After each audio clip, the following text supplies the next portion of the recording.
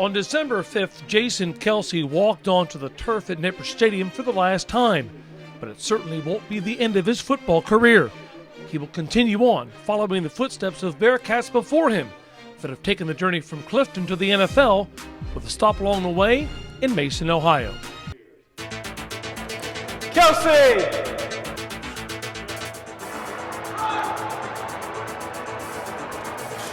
Kelce is the latest Bearcat to stay back in Cincinnati and train at Ignition Athletic Performance Group up in Mason. And why not? It was a great combination of UC and Ignition that worked for current NFL Bearcats like Haruki Nakamura, Connor Barwin, and Ricardo Matthews, just to name a few.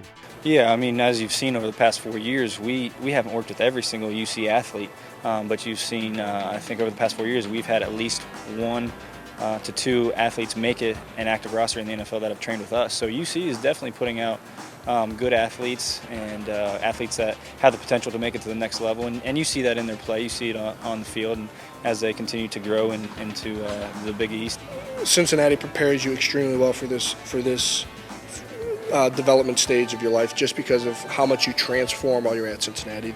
The mental preparation that you have to take in every single day in the weight room, the mental toughness you have to have, working in our system and at that university has really prepared us.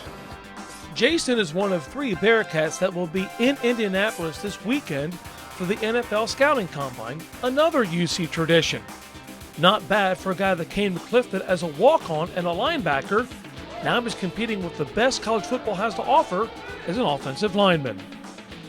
The thing about Jason is he's athletic. I mean, he really is an athlete. He came into UC, I believe, as a linebacker, ended up playing a few different spots on the offensive lineman as well, and his athleticism shows, and that's one thing I'm excited for him is at the Combine, he is really going to be able to showcase his athleticism, and I really believe that his stock is really going to start to skyrocket after this Combine.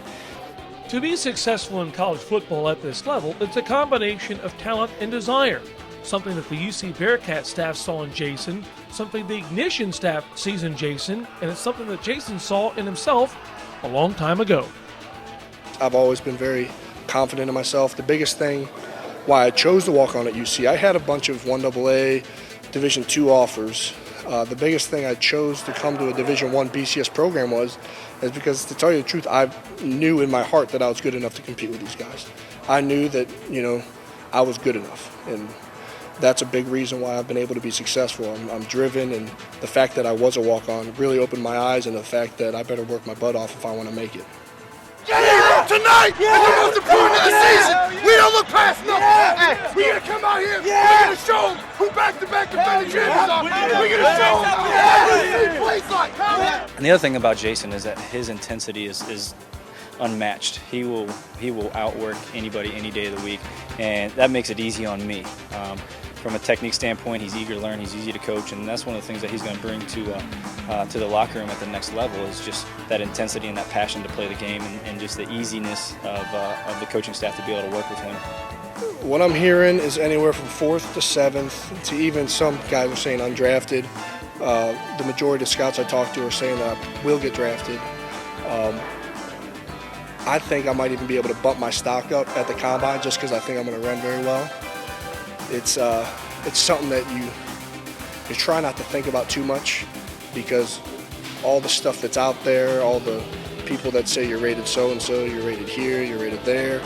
Every year in the draft there's guys that are rated higher that don't go as high as they were supposed to, and there's guys that are rated lower that went higher than they were expected to. So all I'm going to do is just work hard, get after it, and I think that as long as I do that when April and the draft comes, I'll hear my name called.